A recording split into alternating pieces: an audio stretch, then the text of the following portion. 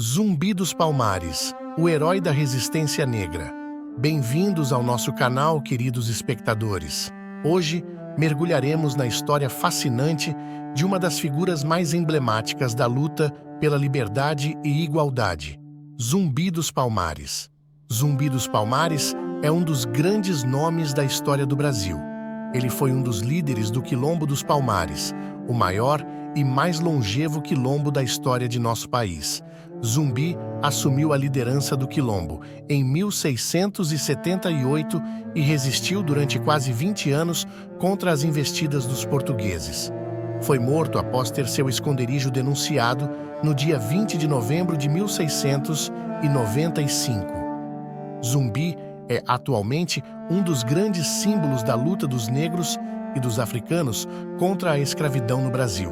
Sua memória também é utilizada, nos dias de hoje, como símbolo de luta dos negros contra o racismo presente na sociedade brasileira. Contextualizando o Quilombo dos Palmares. É impossível dissociar a vida de Zumbi do Quilombo dos Palmares. Afinal, ele foi um dos líderes desse quilombo e morreu na defesa desse local. O Quilombo dos Palmares surgiu no final do século XVI e recebeu esse nome pela grande quantidade de palmeiras que existiam no local em que se desenvolveu, a Serra da Barriga. Palmares era uma junção de mocambos, pequenas aldeias que os escravos fugidos formavam. Eram cerca de 18 mocambos que se espalharam por territórios que hoje correspondem a Alagoas e Pernambuco. O principal mocambo chamava-se Cerca Real do Macaco, ou apenas Mocambo do Macaco, e chegou a reunir até 6.000 pessoas. O conjunto de mocambos que formou Palmares contou com até 20.000 habitantes. Acredita-se que Palmares tenha se formado, a princípio, por algumas dezenas de escravos fugitivos dos engenhos instalados em Pernambuco. Com o tempo, foram desenvolvendo-se e convencendo outros escravos a fugirem e a instalarem-se lá. Ao longo de sua existência, Palmares resistiu a expedições enviadas por holandeses e portugueses. Os historiadores sabem muito pouco sobre Palmares, por conta da pouca existência de fontes sobre esse quilombo.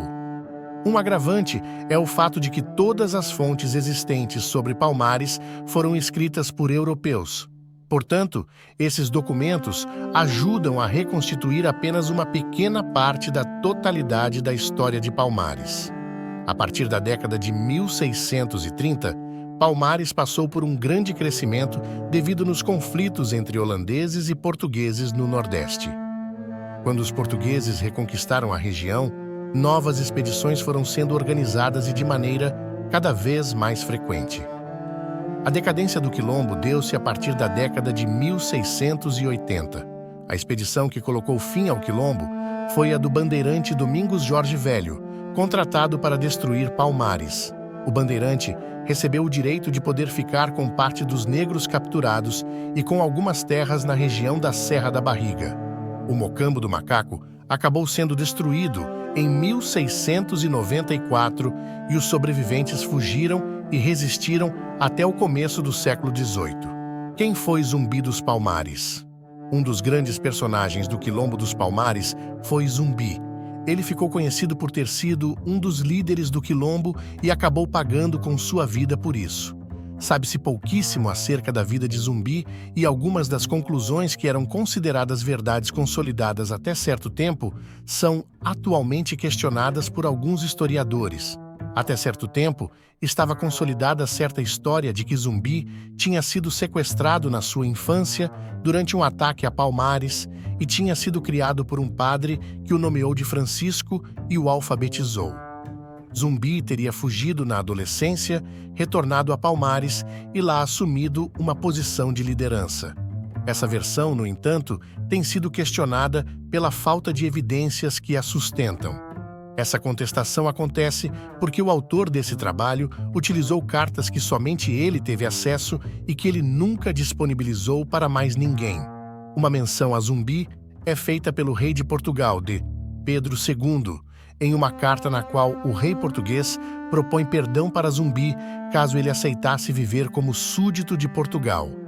Essa carta faz menção a uma esposa e a filhos de Zumbi, e apesar disso, os historiadores não sabem dizer se de fato ele teve esposa e filhos.